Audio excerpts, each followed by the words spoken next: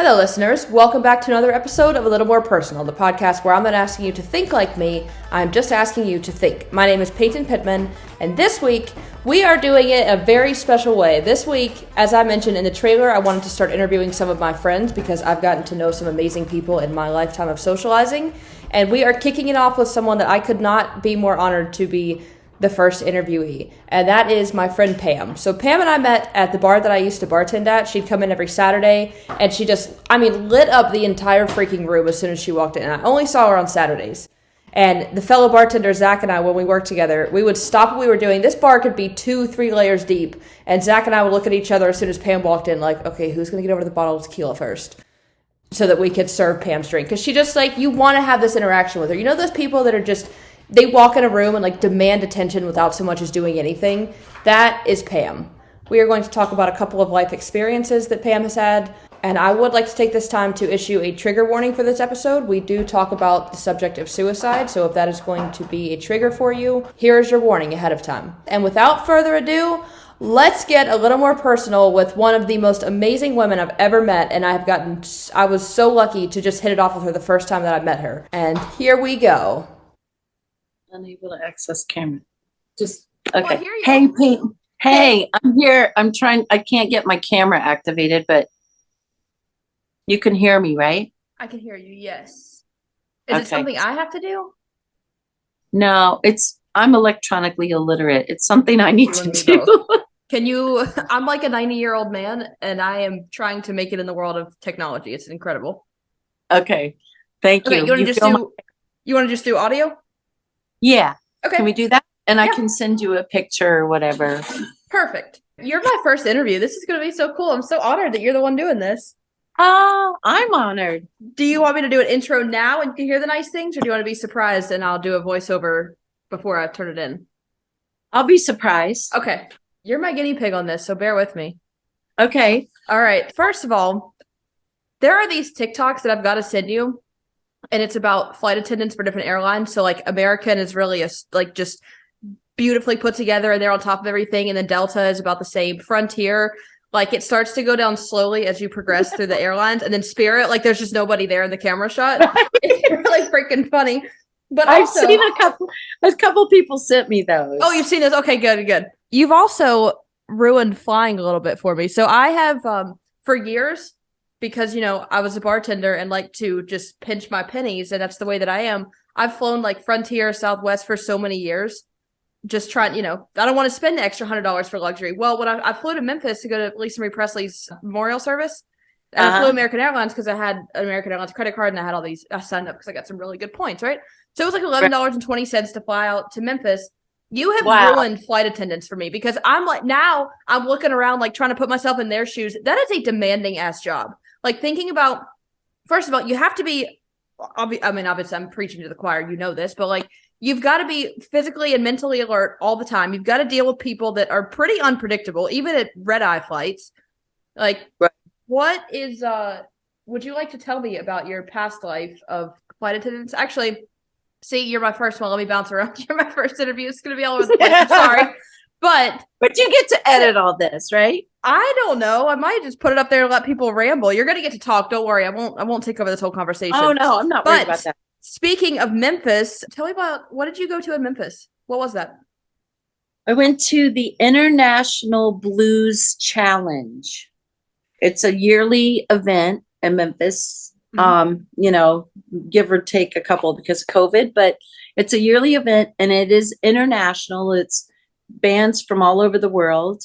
And one of the bands from Vero Beach made it different blues societies. There's a Treasure Coast Blues Society. There's a Coral Coast. There's different blues societies and they all kind of have a contest and send the winner of the challenge in their area. Oh, dang. So the Reckless Shots, Dave Scott and the Reckless Shots won the challenge for the Vero Treasure Coast area. Mm-hmm. So they were in the Blues Challenge competition, whatever you want to call it. And it was a week-long thing in Memphis. And I was there and I had planned to go because it was a good opportunity for me to get out of town and kind of do my thing. And then as it turned out, by the time I actually went with the bass player of the Reckless Shots, who was like the new love of my life. And Oh, yeah. So it was just way more fun and way crazier than I had even imagined. It was great. It was a great week. You hang out on nice. Beale Street all week and lots of great music. Yeah, Yeah, it it was a looked really like you were cool. having a pretty cool time. I was having a And it great. also seemed like you were there for a month. This was a I know, right? marathon, not a sprint. That's awesome. Yeah, we were there for a week, but it did seem like a lot longer. I Yeah. was not very pleasantly surprised that I mean, thank God I traveled in hiking boots, 2 layers on top of me, like a sweatshirt and a jacket. I was freezing. Absolutely. Oh yeah, the weather wasn't pleasant. The whole week we were there was not. I will say, Um, like I said, I went to Graceland for it, and the energy in that air, like I've never seen weather like that. It was like winter weather, but on a whole nother level. Like it was just overcast and super dreary, like perfect for what I was going for, you know? right. Well, I moved to Orlando when I was like 9, but I was born in Tennessee, born in Nashville. My family's all in Nashville. And then I graduated from high school in Orlando. I went back to Tennessee to college because that's where everybody in my family had gone to school. And it's like, yeah, come back here and go to school. So I did. And when my kids were checking out colleges, my daughters were looking, my family in Tennessee was saying, yeah, come up here, come up here. And I just sat them down and said, okay, I just have to tell you, not that I was counting, but I had said, I remember one time in college when I went like 19 days without seeing the sun. Never mind, it wasn't like it was 10 degrees or minus anything. It was probably 45 or 50, but it was the most miserable almost 3 weeks of my life because Good it was grief. just that damp, cold, and it looked like what it looked like when you were in Memphis, Yeah. just nonstop. And it's draining. You know, I always thought I could live in Seattle, and then I moved to No, Vegas. I haven't seen, first of all, fun fact for you, the sun does not rise or set in Vegas. Nowhere. And I'm in like a valley, right? You should see a sunrise over some mountain range. You don't. It just no. appears. I kid you not. Like, I don't understand I don't know where the sun comes from. It's up in the sky out of nowhere. No, you're right. It's just kind of there or it isn't. There is no. And you know what's been really hard to get used to is that I moved from the third most water abundant state. I haven't seen water in 7 months, Pam. Not one drop. Yeah. Like, unless it's coming from a gallon of my own water, I haven't seen water. It's the most bizarre thing. So I'm coming back. I don't know if you've heard this news. I'm coming back for St. Patrick's Day to work at Sean Ryan for 1 day. No, I have not heard Yes, this. I will be there for St. Patrick's Day. So I'm going to stay probably like 5 days. Awesome.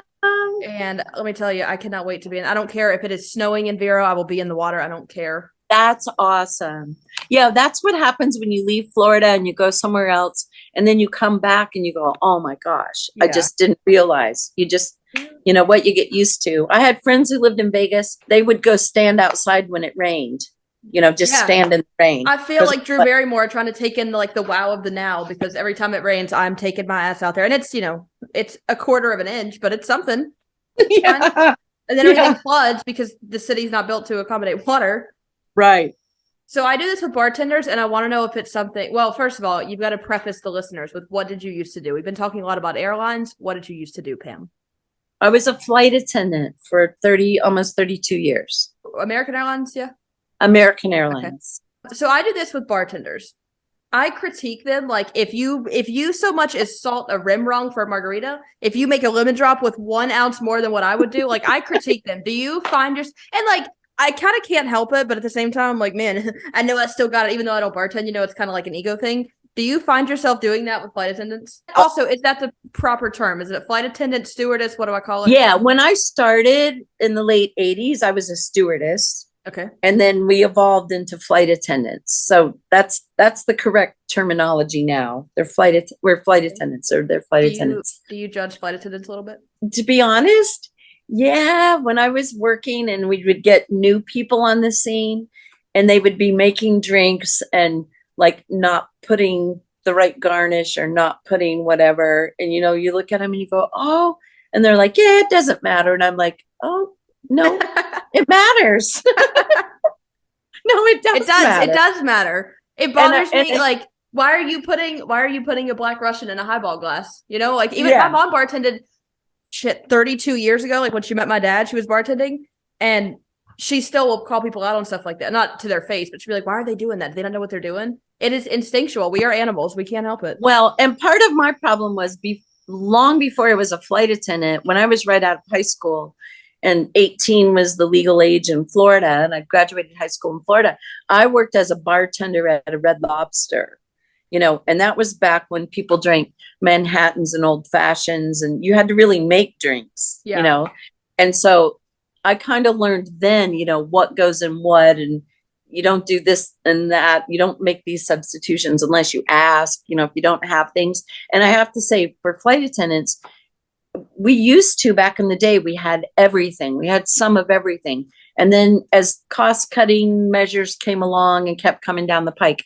we didn't have all this stuff you need. Like I couldn't make a martini anymore. I didn't have vermouth. I didn't have olives. I didn't have, so we just kind of had to work with what we had. So actually it became even more important to do it the right way if you had the right stuff, because there was so much we couldn't do. Yeah. Our hands were tied. So yeah, I was kind of like, I would stop people and go, oh, that really needs an olive. Oh, that, do you know what a twist is? Listen, I'm going to say, when I worked at Mulligan's and it was super freaking busy, if somebody asked me for a twist, you're getting the whole wedge. You know how to make it a twist. I don't have time. No. But so when I was watching these flight attendants, and I was in a red eye, I had no business being awake, but you know what? I couldn't take my eyes off them. Like there was this one flight right after COVID. I think I was coming back from my sister's house in Mississippi or something. And this flight attendant was falling asleep on the plane. And I could tell this guy was just, there was nothing left in this dude. And so he was literally nodding out, his head was falling in between his knees because he could not stay awake. And I was thinking what has this dude been through? Because I'm assuming there had to be a shortage at this time, because you could tell all these flight attendants were at their wits' end of just being overworked. Right. Anyways, when I was watching the ones to Memphis, I was thinking how demanding is it your sleep schedule? Do flight attendants have a hub? Do you have a permanent home when you are a flight attendant? Well, you have a base. Like when I went to work for American, I was based, quote unquote, out of Miami. But that meant that I could work a trip out of Miami, Fort Lauderdale, West Palm Beach. So, and when you're new to all of this, and when you're after COVID, that's what you were getting, a lot of new hires, because all the people like me I'll take the early retirement. People had bailed. So you're getting people who might even live in a different city from where they work. A lot of people do that. Flight attendants, pilots really are the definition of when someone says they commute to work, it doesn't mean you drive an hour and a half, which we did, but it also means you might start your day. For a while, I lived in Indiana and I would fly 2 or 3 flights to get to Miami to go to work. So a lot of people, by the time they get to work, are already spent. Great. And it's by choice. You live where you want to, and you decide in your own mind that it's worth the effort to do what you have to do to get to work. Mm-hmm. And it's tough. So a lot of people are halfway spent before they even get to work. But the schedules get crazier and crazier and crazier. They ask more and more and more of you and give you less and less rest and downtime. So people are really taxed, people that are doing that job. Do you take more than one flight a day, or when you're done with one flight, is your day done? Well, we bid for schedules. And if you're a low man on the totem pole, you were definitely doing more than one flight a day. You're probably doing 3, sometimes 4. If you have the seniority, because in the airline industry, it's all about seniority. Everything just the top person gets what they want, and then it just trickles down, and you just cross your fingers and hope that you're in the tier of people who still can kind of get the schedule they want. So sometimes, when I flew trips to Europe, it's one flight over there, and then you'd have a layover and then one flight back. And sometimes domestically, you could fly one leg to Chicago, have a layover, one leg back. But more often than not, you would fly 3 flights to Chicago, spend the night, and then fly 3 flights back. And every boarding, every time you put people on and off the plane, it's taxing, everybody and all their stuff. and people brought more and more stuff over the years because the airlines started charging, well, if you're going to bring this, it's going to cost you that. And you're going to bring this, it's going to cost you that. But you could bring your carry-ons. So we had people bringing 3 times as much stuff as they used to years ago, but we're working with the same airplane. We don't have any more space, so there's a lot of drama with the getting everybody on and off the plane, a lot of drama. The thought of trying to make, let's say, 200 people comply sounds impossible.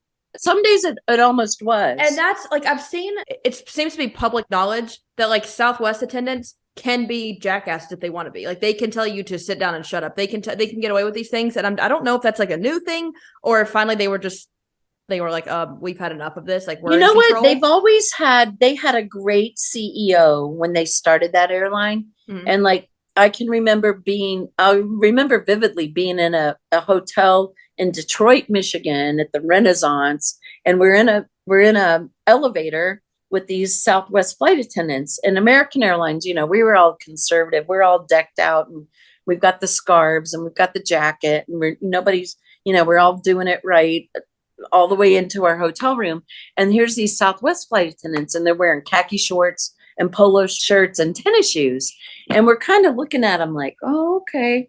And then I got to talking to one of them and it's like, how did this come about? Like we're all to the nines and stuffy and blah, blah, blah. Mm-hmm. And you guys are in shorts and tennis shoes, like, how cool is that? Yeah. And they're like, well, our CEO told us, when we started, what do you want to wear? And they were all like, shorts, tennis shoes. He goes, okay, so let's try that, and the numbers are right. Then we'll revisit it again in 6 months or a year, whatever it was. And the numbers kept working for them. And so from the get-go, they were very involved in their position in that company and what they got to do. And so I think they've always had more leeway than a lot of the other legacy carriers did. Because, we'd been around for a long time and the expectations were there. And when Southwest started, it wasn't like when I started with American, when I was carving Chateaubriand and plating the garlic mashed potatoes and serving the caviar and all of that stuff. They were never doing that. So it was always a little more relaxed for them. And so they're the ones that do the funny safety demos and things like it's just always been a little more lax for them. So why do you think, first of all, I had no idea that flying was that luxurious, I guess, or pampered, like with what you just said. Oh, yeah. That's freaking insane. Why do you think, is it just because it got more normalized flying, like it wasn't a special occasion anymore? Because people don't dress up in 3-piece suits to fly anymore unless they're going on business. Correct. Yeah, when I started flying, you dressed like you went to church, but people don't dress to go to church like they used to anymore either, So it used to be the service was much more lavish and things really changed after 9/11 because a lot of things came down to money saving issues because all the airlines took such a hit. And so then it was like, okay, well, I know for us, like, we had magazines, pillows, and blankets, and we'd walk around handing them out. That was part of our job. And then after 9/11, it was like, well, we can't really afford the pillows and blankets right now. The magazines went away because every magazine cover was a picture of the towers falling down. You can't have that on an airplane, so that all that stuff got taken away, and then it just never came back. Mm-hmm. So like everything got downgraded. And then it just never got back up to that. Airline tickets, the prices were like buying a bus ticket. So you don't get champagne and caviar and Chateaubriand on a bus ride, Yeah. And that's how much people were paying. I didn't think about that, but so we used to travel a lot growing up. Like we used to take, I don't know, let's say yearly, probably like 18 flights a year. We flew constantly as children. Whether internationally, domestic, it didn't matter. We were just always on the move, which was, I was traveling on my parents' dime, and I really wish I would have paid more attention because now I'm not willing to go those places on my own dime. But it was really cool to try those places. And now that you mentioned that, I was 6 when 9/11 happened, and like a lot of the luxuries, now that I think about it, a lot of those luxuries went away, and obviously like things tightened up with regulations and whatnot. But like Delta Sky Mall, I cannot tell you how many magazines I sifted through. In my head, I spent millions of dollars at Delta Sky Mile. Millions of dollars. I don't have a dog, but I sure want that like cozy bed that's for 5 dogs, or like the one of those beer pong things that you sip from both sides. I'm 6. Well, I don't know what I need that for, but no, I never thought about that. A lot of those things did go away. Yeah. It was such a different time, Peyton. It was just such a different time, you know.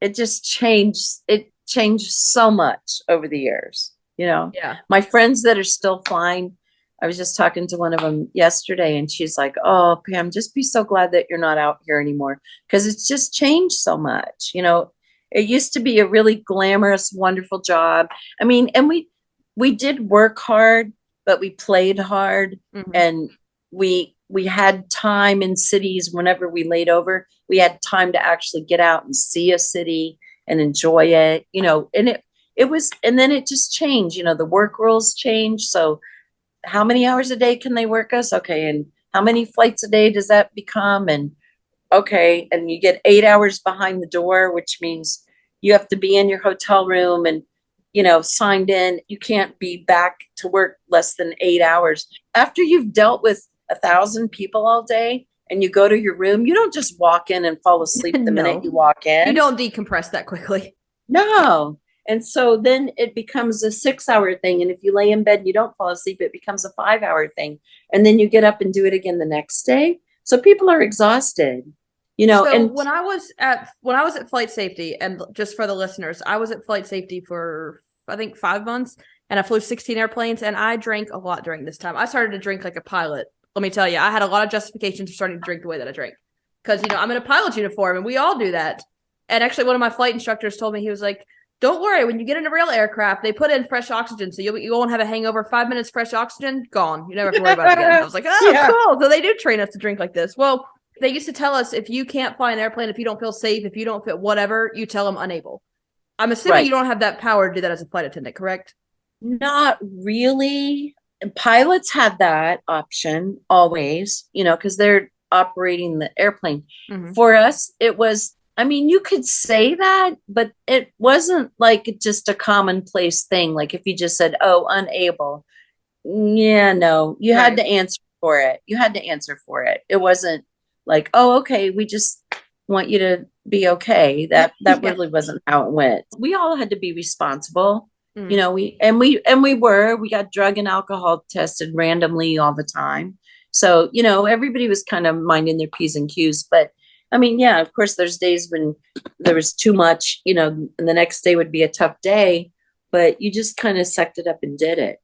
So this might be a bit of an ignorant question, but I can't recall a time until about the past 7 years, 10 years maybe. I don't recall seeing any males. Like, we used to fly Delta, American, and United mostly growing up, and I don't remember seeing any male flight attendants. Is that kind of evolved? There were always male flight attendants, but not in the numbers that there are now, I would say. Now it seems to be like an even mix. I'd say a little more women, but it's pretty evened out, I think, from the and it used to be like when I started. Now, when you said that, I'm just picturing like the class. They take this graduation photo after everybody finished training on the stairs in the training center, and I'm picturing that picture. And there were 60 people in my class, and there were probably 45 girls. Okay. You know, like it was definitely predominantly girls back in the day. Yeah. You know, and it's slowly evolved. Yeah, where it's like, I don't know, like it probably is like 50% now, you know. I don't know if you're allowed to say this, if you had to sign some like lifelong NDA or something, but do looks have to have a part of being a flight attendant, right? Like there has. Is that true, or am I just thinking? Oh, I can tell. Well, I can tell you from my experience. When I got hired back in the day when you had to be a certain height, and if depending on how tall you are, you had to be in a certain weight range. And when we first got hired and got online, as you call it, we would have grooming checks where they come and make sure your nails are done, your hair's done, your makeup's right. We had grooming checks. We had weight checks. You know, all that stuff is like you're working at a Playboy club. Yeah, they've just that stuff that's long gone. But Yeah. yeah, that's how it was when I started. Okay. Yeah. Because Yeah. you don't see too many unattractive flight attendants. It's just not a thing. Yeah. Yeah. Well, I mean, it used to be, yeah, we were all young and reasonably attractive and thin and had our nails done and wore heels all the time. Yeah. What was the most? We've talked a lot about like the demanding part of it, and not necessarily the downfalls, but like some of the potential stressors, I guess. What was the most rewarding part of that job? The most rewarding Mhm. part, um, I think, I mean, back in the day, I used to love back when people could come to the gate to meet somebody who was coming in on a flight and to see people connecting with their loved ones or whoever it was. You'd talk to them on the flight and they'd be like, oh, I'm going to see my mom, or I'm going to somebody's birthday or somebody's wedding or whatever. And then to see people like get to where they were trying to be, like Yeah, that was huge, because we used to get to see a lot of that. I saw so many like tearful reunions and things like that. that's awesome. And that was really cool. That was really cool to be just on the sidelines when somebody's things were going good in somebody's world. I enjoyed that a lot. Which okay, so that leads me into a question I've been wanting to ask you. So I have never not seen you with a smile on your face. I've never not seen you go out of your way to like be there for somebody to support them or to make their like you just I'm going to say this in the intro, so I'm going to spoil it again for all the ruiners, and I'll spoil it for you also, or spoil it for all the listeners. Anyways, ADD, man, it's not easy to live in this brain, Pam. It's not easy. Anyways, does that like or like taking my old boss aside to like say nice, unprompted things about? Did that come from?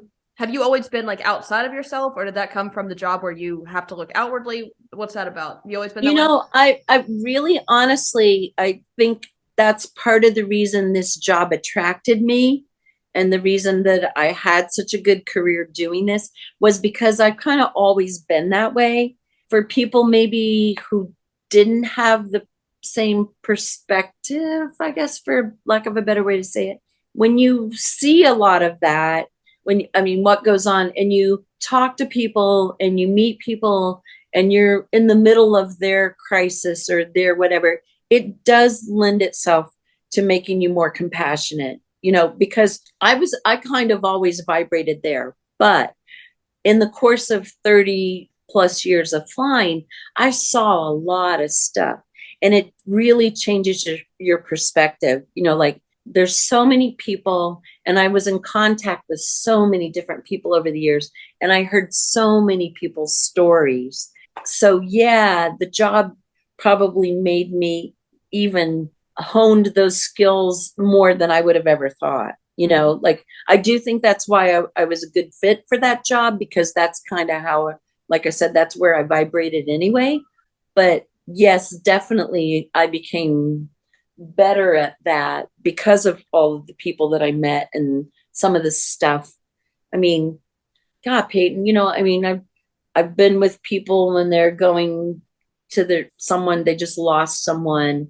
And, I've sat on the floor holding hands with somebody because they just didn't think they could make it through the rest of the flight. And I've been with people who took their last breath on the airplane. Great. There's been a lot of stuff over the years. And if you're paying attention at all, or you're letting any of it in, it has to change you. It's unavoidable, there's just Actually, now that you mentioned that, I saw a TikTok the other day of there was a flight attendant that was holding somebody's hand, like crouched down on the ground. I'm assuming something along the lines of what you were saying. Yeah, I saw him, the Delta guy. That is freaking like, what a time to be alive. That people are like, it bothers me when people take out their phones at the most inappropriate times to record things they have to business recording. However, like things like that, and like showing people Something like that, yeah. like there's compassion in each one of our jobs, and that's a big thing. Like I'm wanting to focus on in this podcast is like not only people's experience, strength, and hope, but like how we are all connected. Like we are just freaking humans, and we all have the same emotional scale. And there are a lot of emotions that I don't feel that you felt, or a lot of emotions that I've felt that you don't feel. Right. And so even though we might not understand them, like they are still human feelings. And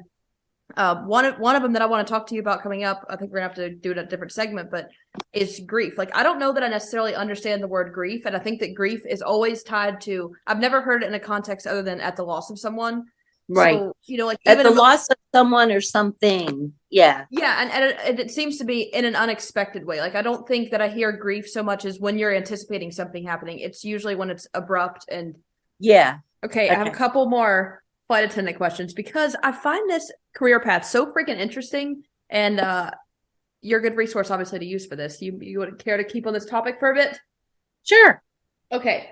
What was it like raising children, being a flight attendant? Was that difficult? Well, I have to tell you, when I first became a flight attendant, I'd been teaching high school. I taught high school history for 5 years. And when I became a flight attendant, I thought I was having some life changes going on. And I said, I kind of always wanted to be a stewardess. And I thought, if I'm not too old, I was 29, which was old then. I said, I'm going to go do that for a couple of years while I figure out where I'm going to live and what I'm going to do and blah, blah, blah, blah, blah. Well, almost 32 years later, what happened was at the beginning, I was single, whatever, flew my trips, did my thing, had schedules, flew to LA all the time, having a blast. And then I got married and I had kids. And the thing that really kept me there was I could manipulate my schedule to no end. So when I had kids at home, I was either not working a lot, I was giving away a lot of my time, my hours, or I was just doing what we called turnarounds. I lived in Hollywood when my kids were young, and I would drive from Hollywood to Miami, and I would fly from Miami to New York and back, or Miami, Washington, D.C. and back, or Miami, Dallas and back, Miami, Chicago and back. And I was home every afternoon, and I would do carpool and make dinner. Yeah, I would make dinner. I would do, and I was home every night. So it was like, wow, okay, well, I could, and something came up. If I had an event to go to at school, I call another flight attendant friend and said, hey, I need Tuesday off. Okay, we could trip trade, we called it. We could just manipulate our schedules. So when my kids were young, I stayed home a lot. As they got older, I went back to work more. I didn't go to Europe. I didn't leave the country really till my kids were all but in college. Because, I'm thinking if something happens, I need to be able to at least get in a car and drive home from the other side of the country. Mm-hmm. I didn't want to be in another country when something happened, but I always made it work for me. So I had 3 kids, boom, boom, boom. And the only time I missed anything was because 2 of them would have something scheduled on the same day, but it was never because I couldn't make my schedule work around it. So I always made my schedule work around my kids. And like I said, I used to fly Miami to Washington, D.C. and back. It's a really short flight, even though you wouldn't think it. And I would leave at like 6 a.m. out of Miami. I go to Washington. I come back. I would be in my shorts and flip-flops in time for carpool. And one day I'm sitting there and I came back. I had this box of donuts that the catering guys had given us in Washington, D.C. And they bring out donuts for us, and everybody's like, oh, yeah, no, just take them home to your kids. I'm like, okay. So I take the donuts. I've got them in the car. I'm in carpool line, and I'm standing out there talking to a couple other moms. So one mom who knew me really well was standing there, and then this other mom who didn't know me that well. And I said, would you like a donut? And she goes, well, where did these come from? And I said, oh, these came from DC. And she goes, DC donuts, where is that? And my other friend starts laughing. She goes, no, Washington, D.C. And then the other girl looked at us both like, what? And she said, Washington, D.C. She did a D.C. turn today. And the girl is still looking at me, just flabbergasted. And she goes, you did a what today? And I said, I did a Washington, D.C. turn. I went to D.C. and back. And she goes, what? And the other girl says, my friend says, yeah, she's a flight attendant. And the other girl says to me, you have a job? Because that's how much I was able to be around for my kids. It was awesome. I never would have anticipated a schedule being that, that you can manipulate it like that. That's awesome. It was amazing. So then you find out years into it, This is why an airline closes and everybody that works there goes to another airline looking for a job. It's about the flexibility. It's about being able to manipulate your schedule. It's like, if you want to work your patootie off for 2 weeks in a row, slam all your stuff together, and then have 2 weeks off, you could do that almost every month. Wow. So there was no waiting for vacation time. You could make a week off anytime you wanted. And your airline never like punished you for that? They were cool with that? They didn't care. That's As long cool. as long as the trip was covered, you couldn't just say, "Hey, I'm not coming." Yeah. But you get somebody else. We were able to trade with each other, trade schedules, trade trips. And when my kids were young, I flew with other flight attendants who had young kids, and we would just all get together when we put our bids in. You bid every month for a schedule. So we would all get together and have like what we called a bidding party. And we would all sit around and go, "I need this day off. I need that day off. I need that day, that day." And we would all kind of have like this master schedule where, okay, you bid that, you bid that, you bid that, you bid that. And then we would all get together and trade around. So a lot of times you didn't even have to give up time or money. You just traded with people and you just manipulate your schedule however you needed to. So I always thought I'd do it for a couple of years because I thought, oh, I want to have kids and blah, blah, blah, blah, blah, blah. But it worked through all the different phases of my life. Were you able to work while you were pregnant? Yeah. Back then you worked up until you were 6 months pregnant, which looking back now, I'm like, yeah, but that's what we did. If you wanted to, if you needed to, you worked until like the day you turned 6 months pregnant and then you stayed home. Yeah. They had maternity dresses. Yeah. So, well, look at them being supportive.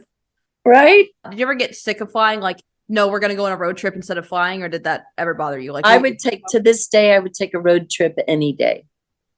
I like that.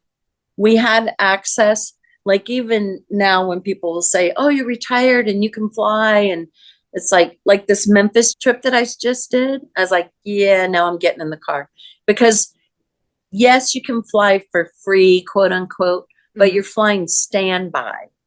And in this day and age, especially, there is no standby. There is no family of four getting on an airplane together because there's 4 empty seats. There's not any empty seats anywhere.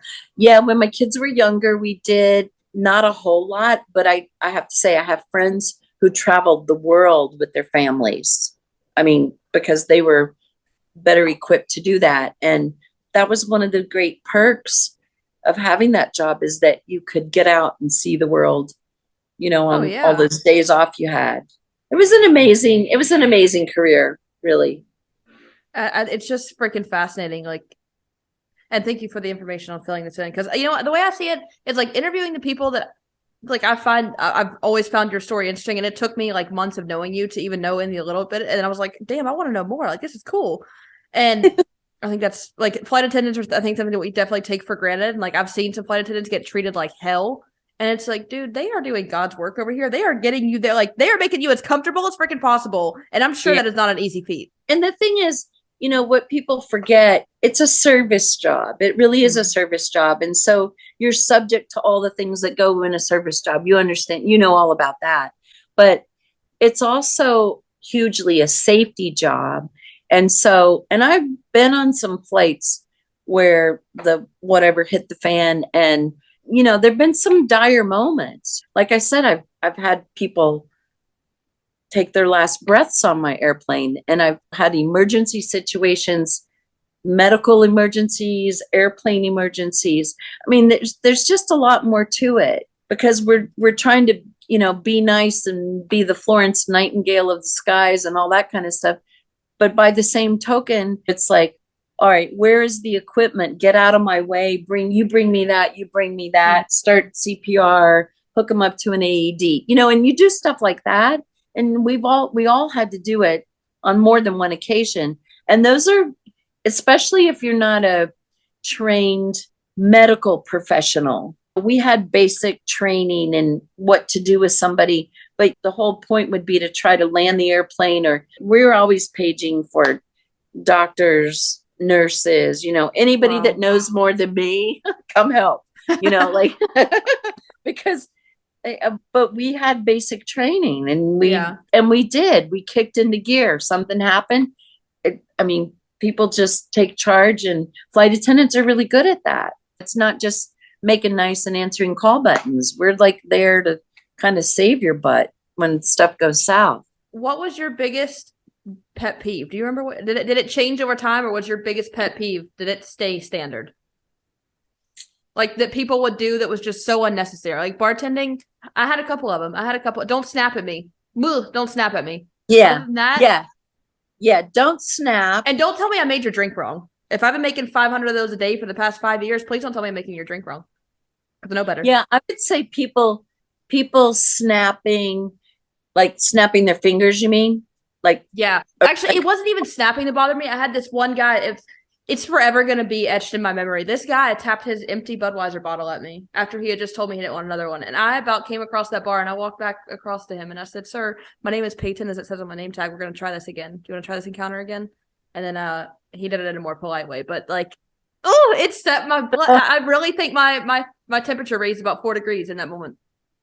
I would have to say just people assuming that we weren't doing everything we could be doing. I mean, I've got a gazillion stories, but people just assuming the worst of us, the worst about us. Like, we don't care. We don't, and I had somebody one day, it comes to mind, and he just kept on and on. And I suppose you don't have that. And I suppose you can't do this. And I suppose and I just stopped and said, well, I'm not really sure why you suppose all of that. But people who came on the airplane angry, and for the most part, they were going to leave angry unless we could do something to really turn them around. And some days it was hard because you had a lot of stuff going on, and it wasn't about the guy who didn't get the omelet, like it was just people thinking that they were entitled all the time.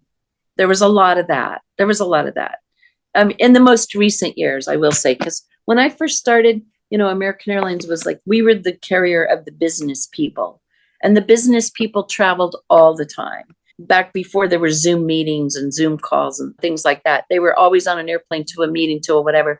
And they understood what we put up with and what we did. And they were always very gracious, very kind, very gracious. But it was the people that weren't there very often that just supposed so much or expected a lot and didn't even give you a chance to be gracious before they kind of jumped in with, well, I need, and I know a lot of people like that in their lives, and I also know those people are incredibly miserable. And like, no matter what you do, you not even that you can't fix stupid, but like if those people want to be miserable, they're going to be miserable. And it's I used to say that to other flight attendants because I flew purser a lot of my career. I was the purser, and what does that mean? Like on a wide body aircraft, like the number one flight attendant or the lead flight attendant. Okay. The person who fills out the paperwork and answers the phone calls after the fact if something goes wrong. And in my case, I'd like to say, sets the tone, because you have a big crew on a big airplane, and you get everybody together, and this is how it's going to go, and this is what's going to happen, and blah, blah, blah. There were a lot of times that I was putting out fires for other people, like in their interactions with passengers. And I would tell people, because some people would get on the plane and they're angry or they're bringing whatever they've got with them. And I would say, come on, you guys, this is not about you or us. This is about them. And they were a jerk when they got here. They're going to be a jerk when they leave. Just don't let them take your blood pressure with them. Just don't go there, because it's not about you, because everything's not personal. Mm-hmm. And that's in that kind of business, and stuff you've done, everything's not personal, even though it might feel like it at the moment. It's not about you, it's about them. You have to kind of keep that mindset, or you screw yourself through the roof because they get under your skin and you're gone. That is true. I got a lot thicker skin bartending day one versus the end of it. Did your early retirement, was that during the COVID years? Yes. Okay. In 2020, there was a lot less flying, and so a lot of us were sitting home, and they were having to pay us, the basic wage to sit home because the government was helping the airlines, and that was part of it, is that you can't just fire all these people and you can't just all leave them all without a paycheck, and so we stayed home. And the package that I got was something that was created during COVID because they didn't need the people on the high end of the pay scale anymore. It's like, we got to cut costs here. And so, hey, how about, would you guys like to take an early retirement? And they just kind of put together a package that a bunch of us were like, yeah, okay, me, yeah, I'll do that. Are you glad you took early retirement to hang out in Florida? So glad. I am so glad. Yeah. Cool. Yeah. I'm really glad. It is, I don't know about your lifestyle before, but this lifestyle seems to suit you. It's cool. Oh, it does. It does. Yeah. I love my new town, and that's great. How long have you been in Vero now? I've been in Vero just over 3 years. I moved there in November of 2019. Okay. And I was still flying when I moved there, and I was flying out of West Palm Beach. So I was driving, a little over an hour to the airport, which wasn't a big deal. I lived all over South Florida and spent way more than an hour in the car, even to go 12 miles or 30 miles because of South Florida, So I feel that, man. Vegas tells you it's going to be 8 miles. Why is it 38 minutes? Why? Yeah. That doesn't make any sense. Just for the fun of it. Everything in this city is a mirage. Like, for the strip, it always looks like, from my apartment, I can see it if I walk out in a certain direction.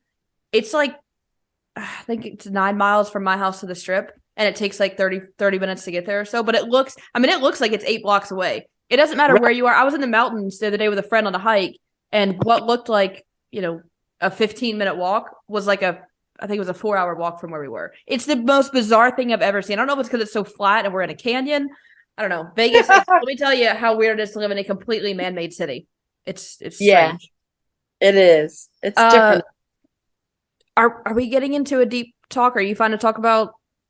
I can talk about whatever. Okay. Yeah, I'm good.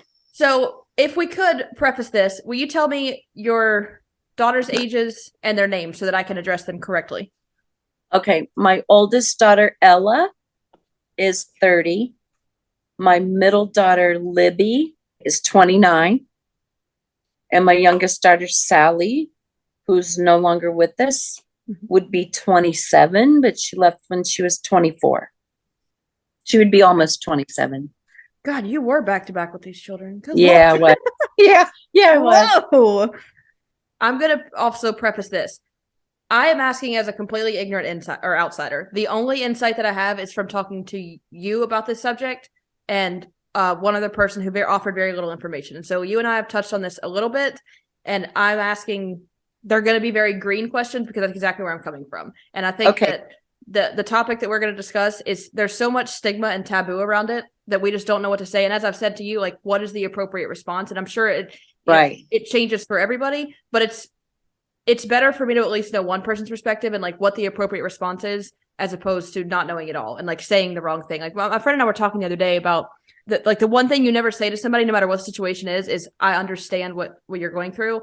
So I'd like to discuss a group that you told me about that you were a part of. And is it the Gold Star Parent?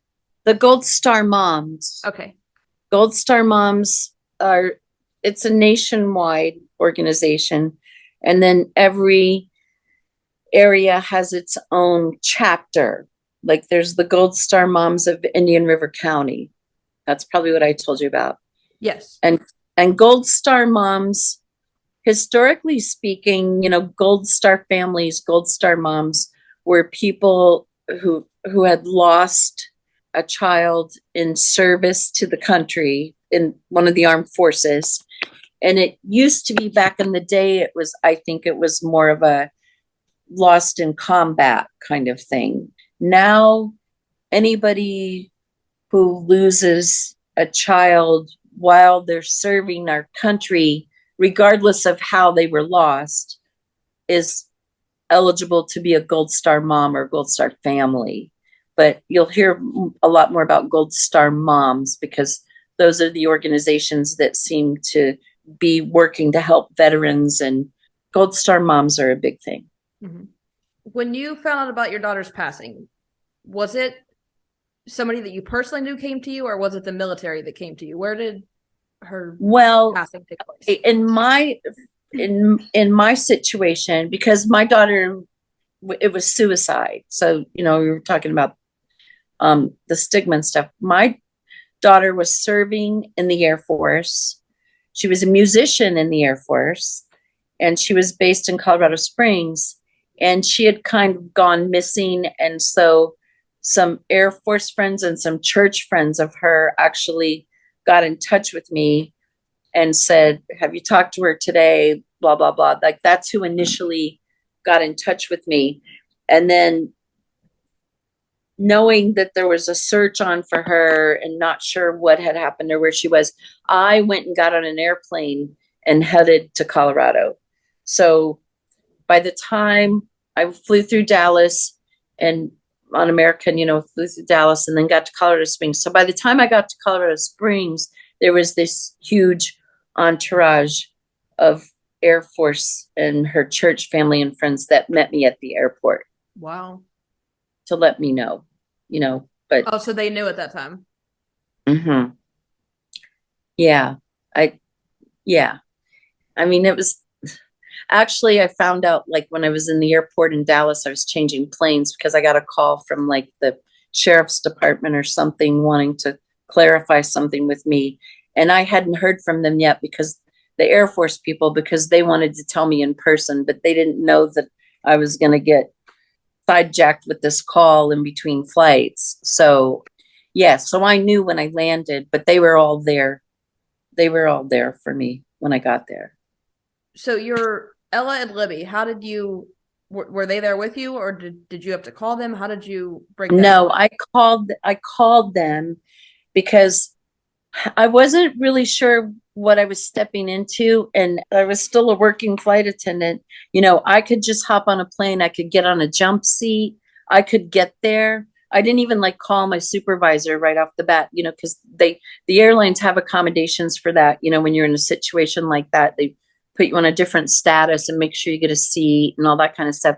And I was just like all elbows and arms, I mean, I was just going crazy, running. I just want to get on the first plane I can get on. I didn't want to stop and wait for the powers that be to set it up for me. I just went. And so I told my kids, I said, Ella and Libby, I said, I will just get in touch with you when I get there, because when I left, I didn't know what the situation was going to be, where we were going to find her, if we were going to find her. If I didn't know what was going on. And Libby had just had a baby, she had a young baby, and it was like, yeah, okay, no, you guys I'll let you know, because it would have been a lot. It would have taken me longer to get there had I done it so that they could go with me at that point in time. And I just wanted to get there. So I just wanted to get there. But a couple of my flight attendant friends who are part of my tribe, we've been friends forever. Like when we first started flying, my one friend, she was sick, so she couldn't travel with me, but she took me to the airport. She said, do you want me to call anyone? And I said, yes, call Jackie and Kathy, two of my oldest, dearest friends. I said, just call them and tell them what's going on. And so before I left, I got a message from both of them that said, one of them lives in Boynton Beach, one of them lives in Davie, Florida. And so they were going to different airports to get there, but they're like, we're coming. We don't want you to be by yourself, because they too could just hop on a plane and get on a jump seat. And it didn't matter if they were seated awesome. And all that. So I got there that night and they met me there the next day at lunchtime, both of them. Did you find that after Sally's passing, did you find that your relationships with your friends changed? My true friends, not really. I had a lot. I mean, in the 1,000 number range or something of flight attendant friends, quote unquote. Some of them were really friends. A lot of them were acquaintances or people that I worked with, work friends, or if you want to call it that. And I had already decided to take this early retirement in August, and Sally left in September. So it was, in a weird sort of way, it was a gift for me that I didn't have to go back to work, because I didn't have to deal with all the people that were my quote unquote friends. I couldn't handle everyone else's pain. Mm-hmm. So yeah, my relationships, I wouldn't say they ended. It was kind of the natural progression of things, because I wasn't at work anymore. So I wasn't in touch with people, because a lot of people I saw under the guise of work. We didn't do things outside of work, but I worked with people. It just kind of, that allowed me to not have to deal with that on that level, because I did know so many different people, and it just, that would have been extremely difficult to have to relive it with every time I went to work, every person I saw, whatever. But my real true dear friends, no, because I'm surrounded by some great people. My really good friends were just there for me. They were there for me. Acquaintances, yeah, I think it's because it's very awkward. No one knows what to say. What do you say? My daughter was the brightest, the most talented, the most outgoing, all this stuff. She was just off the charts on so many levels. She worked at a suicide watch hotline to help other people. I mean, she was doing everything she could do, and no one would have expected it. So everyone was floored, because it's kind of like, oh my gosh, if that could happen to you, then it's kind of like hearing about Robin Williams or somebody. Like, how can they not know how special they are and how loved they are, and how could they not want to be here anymore? Like, it's unfathomable. So for some people it was difficult because they just didn't have a clue what to say to me. And I would find myself even a little later on somebody I didn't know would say, oh, do you have children? Yeah. How many children do you have? And I would kind of pause or choke. And, somebody said to me one time, yeah, I guess it's kind of hard to remember if you have a bunch or something. And I said, no. I said, because I didn't want to put other people in the position of not knowing what to say. So my inclination was to say I have two. And then I was like, no. And I would say, I have 3 children.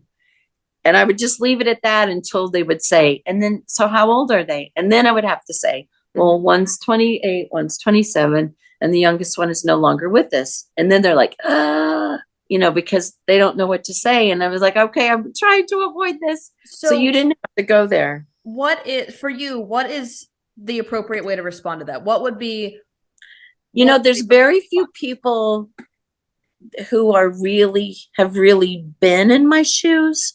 And I've connected with some of those people. And even those people don't say, I understand. We just know that there's something that we get that most people wouldn't get, that you can't. And it's not because people don't want to. People can be empathetic and all of that kind of stuff. But like you mentioned before, you don't say, oh, I understand, or because you don't. Just the generic, I'm so sorry. And most of the time, I don't think I had one person, I think, maybe 2 out of all the people that I've talked to in the last couple of years who said, oh my gosh. So, and how did she die? And I said, it was suicide. And how did she do it? And I'm like, yeah, no, I'm not having this conversation with you. No. For any listeners out there, please don't ever ask someone that. Don't know better. I know these listeners are smarter than that, but oh my gosh. Yeah. No. So that's something that you don't ever talk about, but there's never anything wrong. It's like if you said your mom just passed, what would people say? Oh, I'm sorry. If it was from old age or whatever you would say to anybody, and that's just a generic thing that's just trying to say that you care or trying to show some compassion. That's an interesting thing to say, because I think with parents, like it's almost like there's a timeline on how long you say I'm sorry for the passing of a parent. Like if your parent died 5 years ago, you're less likely to say I'm sorry. If you have as opposed to if they died last week, you're going to, they're going to say I'm sorry for your loss. With a child, I can't imagine that timeline's ever going to wear off. Like I said, I don't have children. I don't know what it's like to love a child in the way that a parent loves a child. I don't know what it's like to lose a child for what that, and luckily not every parent has to go through that, but the ones that do, it's not the natural order of things, Peyton. We all have this notion about timelines and how things are supposed to happen. And of course, nothing's the natural order of things. There's horrible diseases and stuff that ravage young kids. And as a parent, when you lose a child, I mean, like you can't see, but, like I have my arms spread open, wide here to here going, there's all these roads you go down. And then as a parent of someone who committed suicide, then there's that many roads that are on the backside of me that you go down too. So it's just like you said, it's normal, like, oh, you lost a parent, or oh, you lost whatever. But losing a child is not what we consider the natural order of things. Mhm. And it is devastating, to bring life into the world and then have it not be here anymore for whatever reason. For whatever reason, there's orphans are people who lost their parents, and widows are people who lost their husbands, and widowers are people who lost their wives. There is no name for a parent who's lost a child, because Right. it's just not. It's not in the vocabulary, because it's not supposed to happen. And so like two celebrities that I'm trying to give like restitutions for and with are Anna Nicole Smith and Lisa Marie Presley. Like both of those women have meant so much to me my entire life, and both of them lost a son to either accidental suicide or do you say purposeful suicide? I don't know what the correct term is. Intentional. Yeah, intentional. So one of Anna Nicole Smith lost her son after 3 days after she had just had a new baby, and then Lisa Marie Presley lost her son 2.5 years before she passed away. And it seems like so Anna Nicole Smith followed her son 6 months after, and Right. Lisa Marie followed 2.5 years after, and Lisa Marie just I think like 6 months before she passed away, she had done an I guess like an op-ed. She had just written a story about grief and how intense the feeling is when you lose a child, and that it never goes away, and what it's like a lot of her dynamics in her relationships change, and nobody understands it, and that's completely it. I'm a firm believer that you can die from a broken heart, like just from seeing those two women go through that. Yes. And so in their instance, it seems like the entire world was coming up with a reason to blame them, like pointing a finger of this was the reason that you're like a suicide was your fault. And it seemed with Lisa Marie Presley and with Anna Nicole Smith, the world was going on national television and basically blaming them. Have you ever felt like there's that stigma of people think that there's something that you did wrong or that you could have done? Have you ever felt that? Yeah, I mean, yeah, not to any degree like what they've had to deal with, but yeah, because I've had people say, well, did you have any idea? Did you know? Because it's kind of like my brother died from lung cancer, and the first question everybody says is, did he smoke?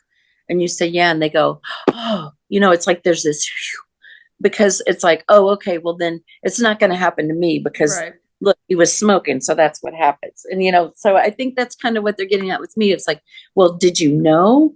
Because okay, well, if you knew, then and it happened, then it's your fault. It's not going to happen in my world, That's pretty like, sick, isn't it?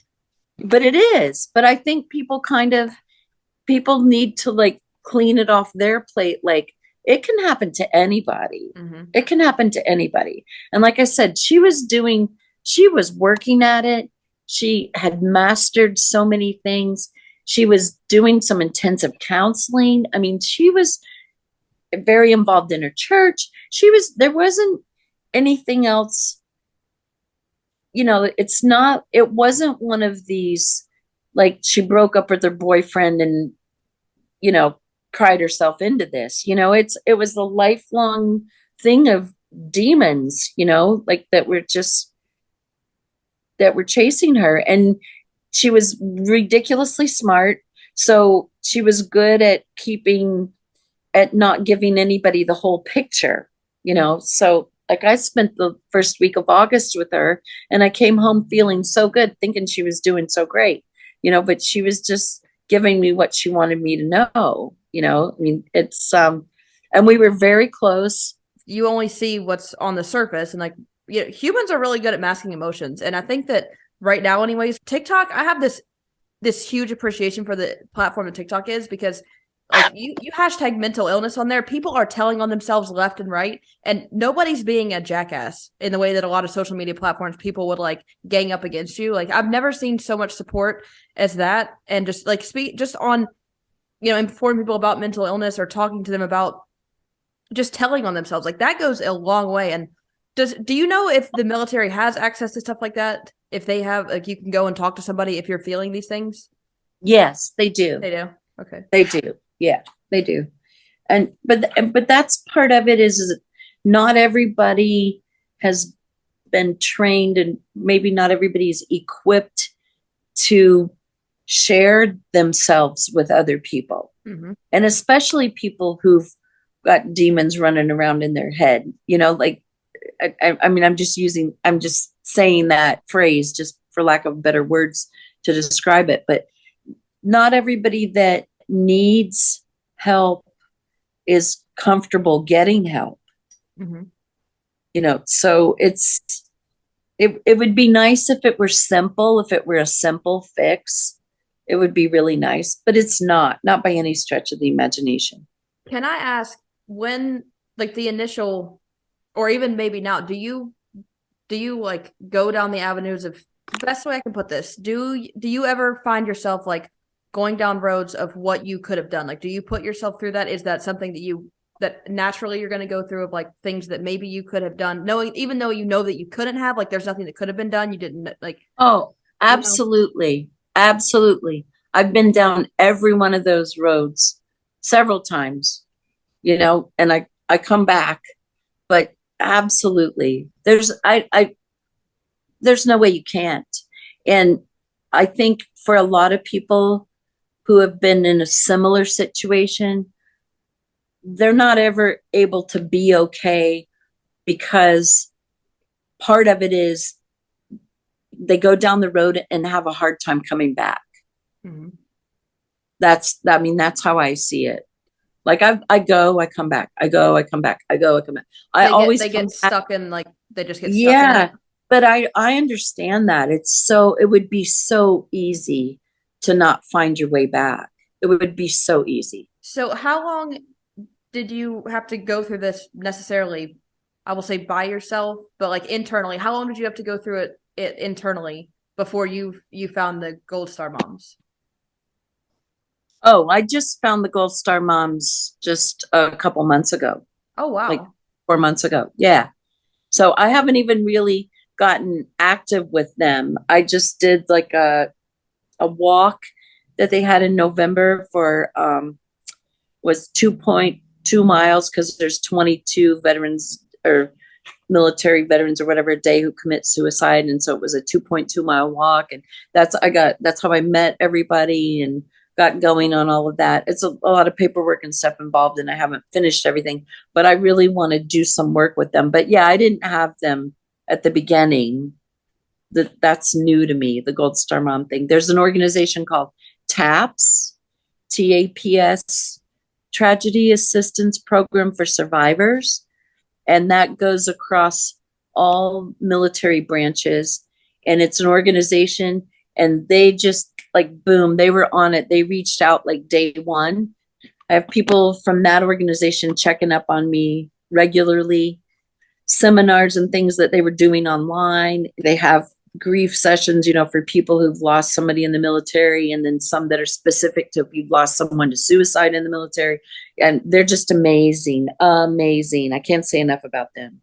They're headquartered out of Washington, D.C., nonprofit, but they're all over it. But they deal with spouses, kids, parents, families, everybody. Okay, I'll include that in the description of this episode. Yeah, TAPS. They're a great resource. Great resource. One of the things that I've read in Lisa Marie's story that she was writing about the loss of her son was that if you know someone in this situation, to reach out to them and make sure that they're okay, and like that timeline never runs out. So for someone that has been through this, what is, I'm sure you don't want the situation capitalized on, that every time somebody reaches out to you, I would imagine anyways, and this probably goes back to the don't assume everything, but like, how often would it be appropriate to reach out to someone that has lost a child to see that to make sure that they're okay? It depends on the person, Peyton, because I mean, I have to say, I still hear from Sally's people, and it's very heartwarming sometimes. I mean, she had friends all over the world, like literally all over the world. Mm-hmm. And like, I just got a message the other day from somebody who was like, hey, I'm sorry, this is random, but I just want you to know I'm thinking about you. and some of them are people I've never even met, but she just meant so much to them. Yeah. So I don't think you can ever reach out too much. I don't need somebody to call me every day to make sure I'm okay, because I'm as okay as anybody can be under the circumstances. I know that. And I'm fortunate in the sense that even though I'm like the most electronically illiterate person on the earth, my daughter was involved in so many things and had so many performances and shows, competitions with her music and all that stuff over the years, that I can just go Google her name on YouTube and I can watch stuff of her live stuff. Like, as That's freaking cool. so I'm not left with just a still photograph like a lot of people are. Like, so I said, in my sense, I'm very fortunate. And we had some really great times together. Like when she went away to college, we lived in Florida. She went to college at Baylor, and then she got the Air Force job. And so she hadn't lived at home in a long time, but because I could travel, they would be putting on a whatever concert and I'd go there and watch, or I'd go there, or they're performing here, they're performing for the president, and this Good venue, that grief. venue. Oh yeah. So I'd just get on a plane and go. So I got to spend a lot of time with her. I just have so many good memories. It wasn't like she was this kid in the ball in the corner shivering and I can't cope, I don't want to be here. It wasn't like that at all. So I have a lot of really great memories. The flip side of that is, wow, how could you not want to be here anymore? How did this get in your head? How did it look like this to you? And I don't know. I still hear from people, and my really close friends, there's people that I talk to every day. I mean, I've never felt alone in this whole process. I've never felt alone. And if it's the people I know, or if it's Sally herself, she finds all these ways to show me that she's with me. And so I'm very aware of that. And I love stories like that, man. I mean, they're just messing with you, or like letting them know, like, hey, I'm here. Oh, all the time. I have so many. It would be hard to explain just on a voice thing, but I'd have to show you my phone and stuff. There's a lot of things. And I look at other people in my situation, and sometimes I feel really sad for them because I realize they're probably getting a lot of the same signs and info too, but they're not open to it. So they don't really embrace it and they don't see it. But I'm very aware, and I'm ridiculously surrounded. She's with me all the time. Listen, Pam, I have quite a few passed on members of my family. You would not believe how many times a week I try and coax them out. And you have no idea. I am hey, show me you're here. Come on, do your damn thing. Oh, and I have things like I can't even. I have so many of them. You got to tell me about some of these one day. I like that. Yeah, I mean, I've got a bunch. Find it more like that. It's like things moving. Is it music? Smells? What's it's like music? It's things. It's usually, for more often than not, I would say not usually, but more often than not, it's something to do with electronics. It's something on my phone. It's something on the radio. It's my TV stops. It goes blank, and then it pops up an icon with her name on it from when she was on Disney Channel, and I don't have Disney Channel anymore. You know what I mean? It's just my phone. I love it. There's things that show up. Like there was one time I was babysitting my granddaughters, the oldest one, Addie, who's like 2.5, and I was babysitting. I was giving her a bath, and she was like 1.5 years old. And so I had my phone in the bathroom just in case. And so I'm talking, she and I are talking, and my phone's lighting up. So I'm looking to make sure it's not my other daughter, her parents. And I look and it says Sally. It's got Sally's name on it. And I'm like, So I look it up, and it's like a contact page, but it's not what was in my phone forever is Sally's contact page. It's just says Sally, and it's got all these like little kitty, like the icons of the unicorn and the animals and things like that across the bottom. And it's just her name, and those little icons, and it just kind of lights up and pops up while this one's in the bathtub. And I said to the little one, I said, oh my gosh, I think Sally's saying hi. And she nods her head yes, and she comes over to the side of the tub and she just hugs me. She's like one, a little over one. Oh my goodness. And so then I took a picture of it and I showed it to my friends. I showed it to everybody. I said, and everybody that knows me knows I couldn't have created it if I tried. So it wasn't like, oh, what a coincidence. I don't know how to do that. You know, it was one of those kind of things. Oh, that is cool, man. I like So that. I get stuff like that, like all the time. All the time. That is beautiful. Yeah. It's but yeah, I could turn your for a whole evening with that kind of stuff. But so for me, that's very important because I see that and I get it and I recognize it for what it is, you know, and so when things like that happen, is it just happiness that you feel, or is there a whole slew of emotions? There's a whole slew of emotions. Like one time I was walking on the beach with my girlfriend, and she has two daughters that are a little older than my girls, and we were talking about birthdays, and I had my phone in my pocket. Okay. I had it on the Heart app so I could track how far we were walking, you know, but I had my phone in my pocket. So we were talking about, she was talking about her daughter's birthdays when they were, and I was talking about Ella and Libby's birthdays because the birthdays were coming up or something. We're walking, and we both hear like this music or something in the distance. And I'm looking around like, huh. And she's like, huh. And then I go to pick up my phone to look at how far we walked. And it's my phone that's making the noise. And it's this like marching thing. And it's from when Sally graduated from basic training for the Air Force in 2018. And it's a picture of her like marching, and you can hear the music in the background. And I picked it out and I looked at it, and my friend goes, oh my gosh. She goes, she's telling you, Mom, what about my birthday? Because of all the things, of all the thousands of things in my phone, yeah, like there's no way I could have accidentally pushed whatever button and found this thing that happened in June of 2018. You know, we're in 2022 when this happened. And it was like, how was that? I was on the Heart app on my phone. How did it go all the way back? I understand if it's like the last thing you called or the last thing you did. But it wasn't. I get it. There's no other explanation. Yeah, it wasn't even close to that.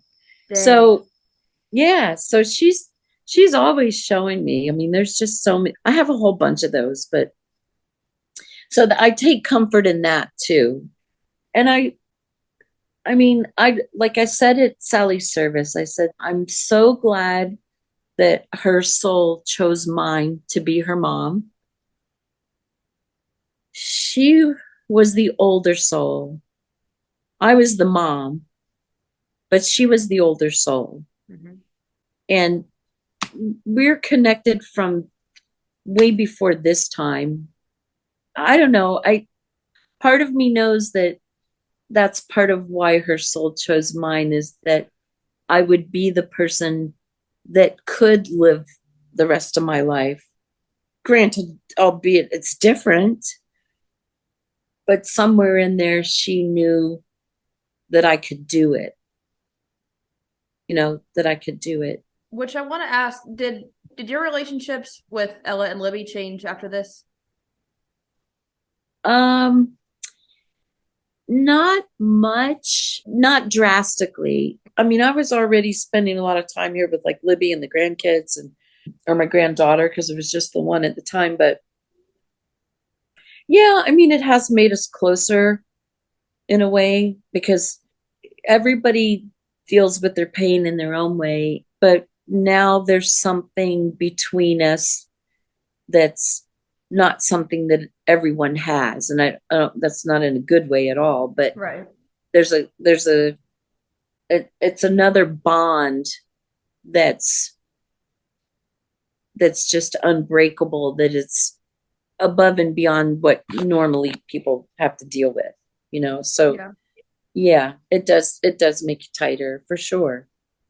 During holidays, for instance, like say Christmas, do you do something to like acknowledge that she's not there or acknowledge that she is there? Or is it something that is just understood and you don't bring up because it brings up too many feelings? What is, for your experience, how do you go about like holidays, for Well, instance? we yeah, it's the holidays for me now are like ridiculously bittersweet, to say the least, because like it's so much joy with the grandkids. They're 2.5 and 1, and we all gather where they live, and it's all joy, joy, joy. And then at the end of the day, it's for me, it's very sad because I know I'm never going to get to do that with Sally. And, in terms of being married and having kids, she wasn't married, no children.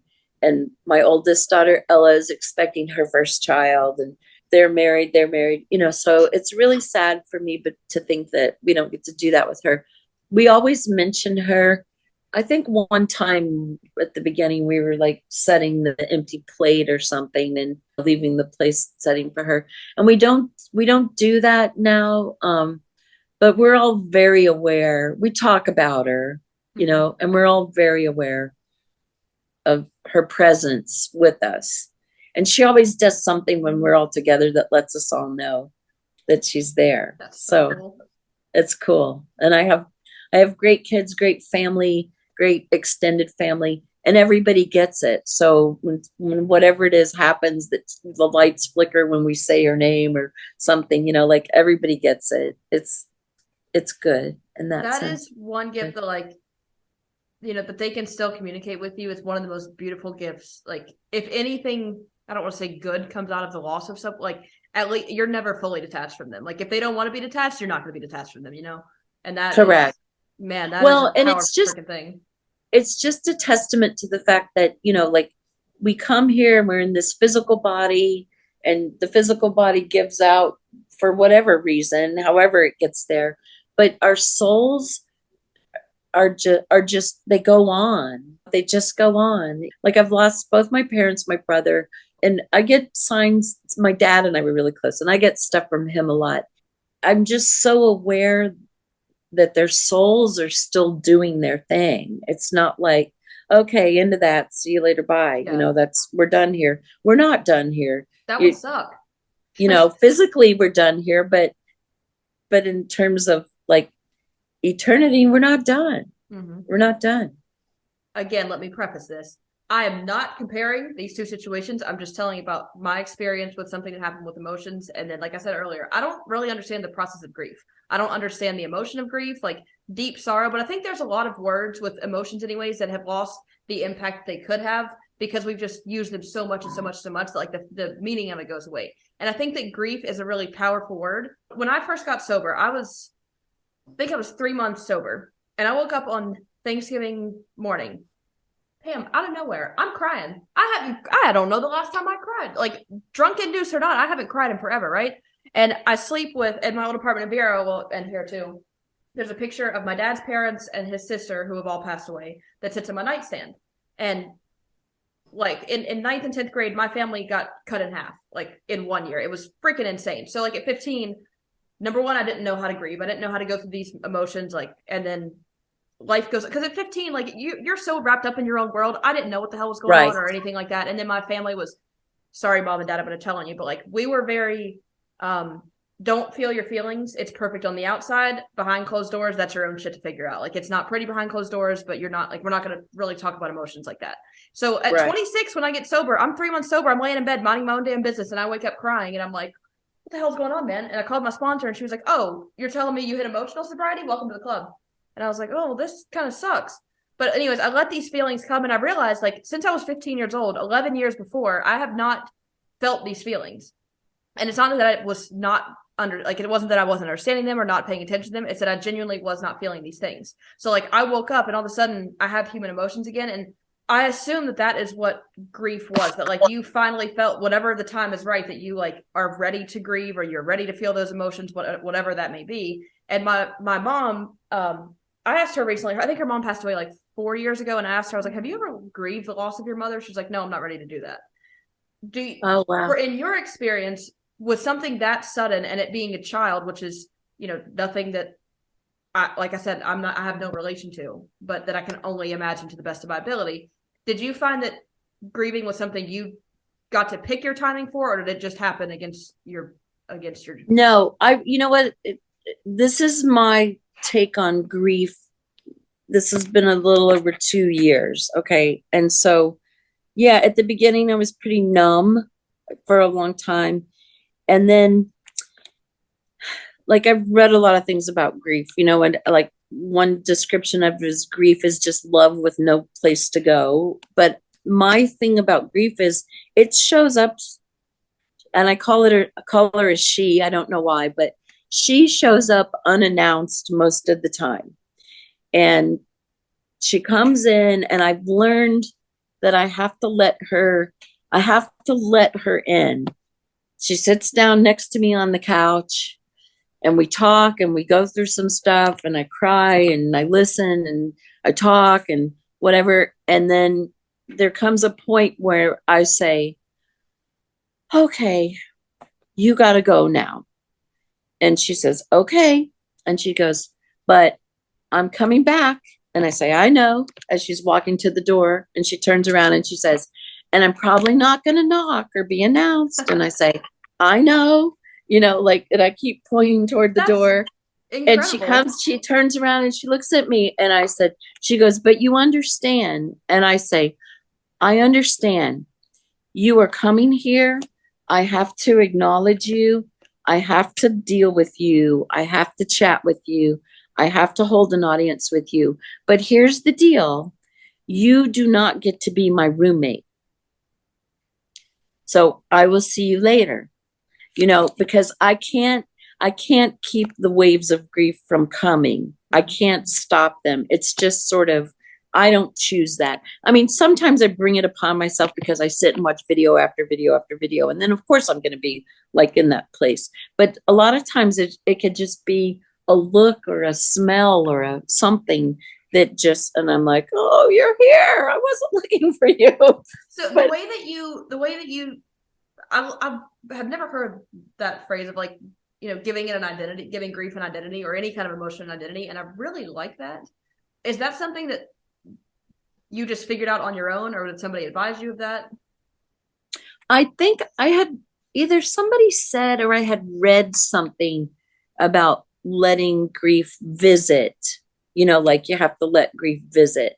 But I kind of made her a she and talked to her and the stuff about, I know you're coming back, and I know you're not knocking, and I know you're whatever, and you don't get to be my roommate. That was from me.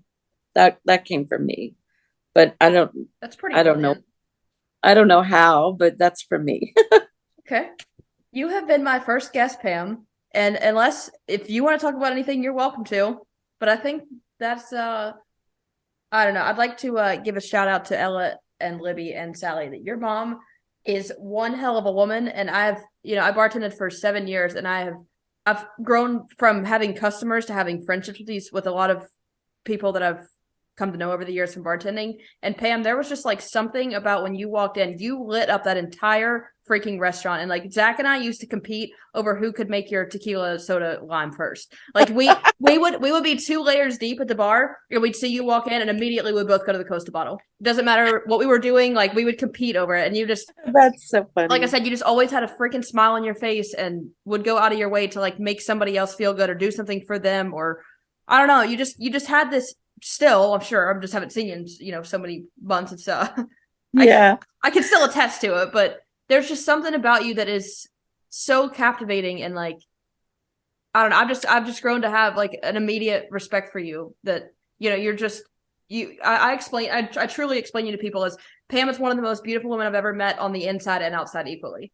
And thank you for Peyton. sharing stuff like this, and no, any impact and this can have, and like sharing resources like this, and to somebody that, like I said, I can't understand these feelings, but as a human, I want to be able to understand as many emotions as I can, and somebody else's experience, strength, and hope. Like, there's nothing more that I could ask for than a human being sharing this with like others, because I'm not the only one curious about it, and you're not the only one that's gone through it. And like whether it's helping me or helping you, like it's pretty freaking amazing. And I'm really hoping that at some point I can really be doing something to help other people who are in similar situations, because I think that's how I honor Sally now is by being the best version of me that I can be, and under these circumstances. And and the best way you do that, you get the most by giving. Mm-hmm.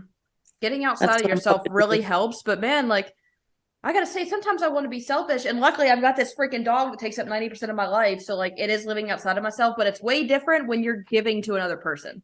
Right. You can see the benefits being reaped. And I don't know if that's ethical or not, because if it makes me feel good, is it ethical? Because that's kind of self-seeking. But at the same time, I'm willing to take that risk. The risk and reward of helping somebody else is way better. So, oh, it's so great talking to you, Peyton. Yes, I wish that these people could see how freaking lovely you are. You gotta send me a picture I can post up there. We could show off your, like I said, devilishly good looks. What, do I just send it to you? Yeah, I don't know how to work this technology, but I'll figure it out. I'll superimpose it somehow. I don't care. Okay, I'll just send you a picture. Okay. Well, Pam, thank you for being my first guest. We kicked off my podcast. Oh, my pleasure. Yes, my pleasure. I will see you St. Patrick's Day. I'm looking forward to it. And thank you, Peyton. I'm very honored that you Thank you, Pam. I appreciate you, boy, just talking about anything and everything. You are an open damn book, and I think we covered just about enough. Okay. All right. I can't wait to show you the intro. Stay tuned. Okay. Bye, Pam. Peyton. Thank you. Okay. Bye.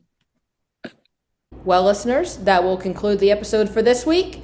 Thank you for tuning in to A Little More Personal, the podcast where I'm not asking you to think like me, I'm just asking you to think. My name is Peyton Pittman, and if you'd like, you are welcome to subscribe, follow. I'm like a 90-year-old man with technology, man. I'm doing the best that I can to fake it till I make it with technology. So follow, subscribe, like, comment. I think that covers it all. And Pam, thank you again for coming on the show and kicking off these interviews. I honestly would not have preferred to be anyone else that did my first interview. So thank you for being so understanding and for letting me ramble on my questions when I needed to, because I obviously need to make my questions more concise. But I had a wonderful conversation with you, and I honestly cannot thank you enough for coming on this show and for educating me on a couple of topics that I was not familiar with before talking to you, and letting me and my listeners get a little more personal with you. I absolutely adore you, and I will see you St. Patrick's Day. To my listeners, I will see you next week for who knows what topic. Good night.